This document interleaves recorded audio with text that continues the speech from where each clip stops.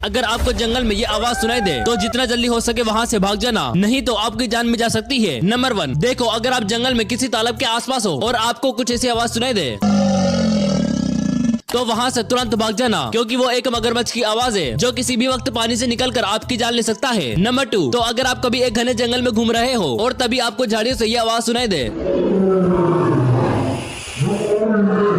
तो जितना जल्दी हो सके बहुत दूर भाग जाना, क्योंकि ये एक शेर की आवाज थी जो शिकार के लिए इधर उधर भटक रहा है। नंबर 3 से पहले अगर आप एक गंदे लकड़बग्गे नहीं बल्कि एक अच्छे इंसान हो तो वीडियो को लाइक करके चैनल को सब्सक्राइब कर दो। लाइक और सब्सक्राइब वही करेगा जो एक इंसान है, लकड़बग्गा नहीं। और अपनी फोन की बैटरी परसेंटेज भी कमेंट कर देना। नंबर 3, तो